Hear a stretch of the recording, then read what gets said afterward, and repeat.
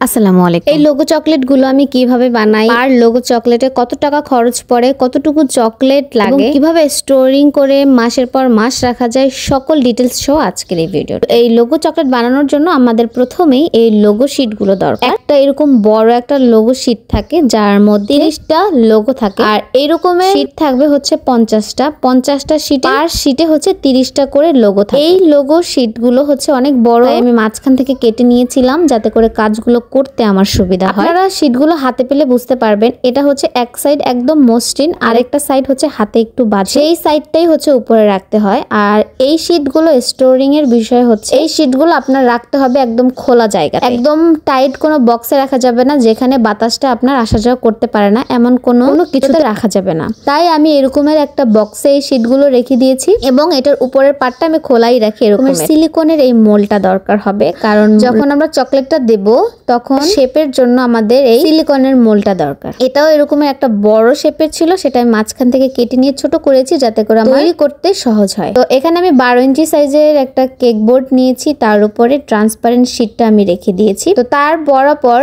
আমি হচ্ছে উপরে সিলিকন মোলটা এভাবে দিয়ে নিব। সিলিকন মোলটা এমন ভাবে দিতে হবে যাতে করে আমার যেই লেখাটা সেটা যেন খুব সুন্দরভাবে বোঝা যায়, লেখাটা যাতে ঠিক মাঝখান বরাবর থাকে, ঠিক সেই অনুযায়ী কিন্তু আমার সিলিকন মোলটা দিতে হবে। আর এই লোগো চকলেটটা বানানোর জন্য আমাদের ডার্ক চকলেটটা আমরা ব্যবহার করি। ডার্ক চকলেটটা ডাবল বয়লারে মেল্ট করে নিলেই হয়ে যাবে। আপনারা যে চকলেট টপার বানান ঠিক সেম প্রসেসিং এ আপনারা চকলেটটা মেল্ট করে নেবেন। চকলেটটাকে মেল্ট করে নেওয়ার পর আলতোভাবে দিয়ে আমরা তারপরে হচ্ছে প্যালেট নাইফ দিয়ে জিনিসটাকে সমান করে নিব যাতে করে এটা একটা সুন্দর শেপ হয়। যদি নিচের সাইডটা অমসৃণ থাকে তখন যখন আমরা এটাকে ডিমোল্ড করতে যাব তখন সেটা সুন্দরভাবে ডিমোল্ড হবে না, তখন হচ্ছে ভাঙার অনেকটা চান্স থাকে। তারপরে হচ্ছে আপনারা চকলেটটা দেওয়ার পরে আপনারা এটাকে ডিপ ফ্রিজে 20 মিনিটের মতো রেখে দিবেন ভালোভাবে সেট হওয়ার জন্য। 20 মিনিট পর রাখার পর এটা হচ্ছে উপরের উল্টিয়ে আপনারা ভিডিওটা সম্পূর্ণ দেখবেন, তাহলে হচ্ছে পুরো বুঝে যাবেন ঠিক কিভাবে আমি কাজ করেছি। উপরের ট্রান্সপারেন্ট শিটটা আমি টেনে প্রথমে উঠিয়ে নিব, তারপর উল্টিয়ে আমি 2 ফিঙ্গার বা 3 ফিঙ্গার দিয়ে পুরো চকলেটটার উপরে প্রেস করব। আমি কিন্তু মাঝখানে যদি আমি শুধু প্রেস করি তখন ভেঙে যাবে। তো এটা প্রেস করতে হলে আপনার একটু আস্তে ধীরে কাজগুলো অবশ্যই করতে হবে। যখন আপনি কাজগুলো করবেন করতে করতে অভ্যস্ত হয়ে যাবেন তখন আর সমস্যা হবে না, ভেঙে যাওয়ার চান্স অনেক বেশি থাকে। তো এজন্য আপনারা একদম 3 ফিঙ্গার দিয়ে একটু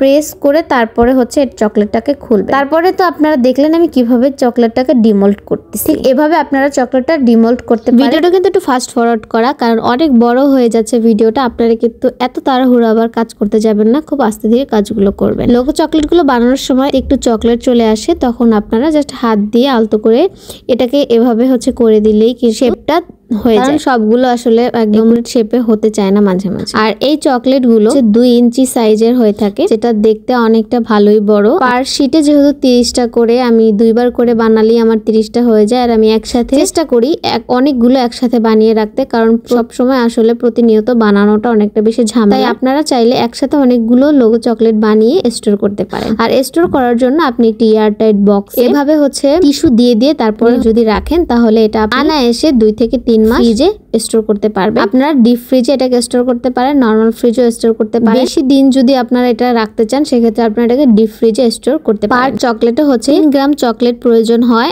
আর এটার সম্পূর্ণ খরচ হিসাব করলে আপনার লোগো চকলেটে 4.5 টাকা করে পড়ে। সিলিকন মোল্ড ও ট্রান্সপারেন্ট শিট সহ কিন্তু আমি দামটা নির্ধারণ করেছি। আপনাদের যদি কোনো প্রশ্ন থেকে থাকে আপনারা কিন্তু অবশ্যই কমেন্ট করতে পারেন। ভালো লাগলে অবশ্যই ভিডিওটি শেয়ার করে দিবেন। সবাই ভালো থাকবেন। আল্লাহ হাফেজ।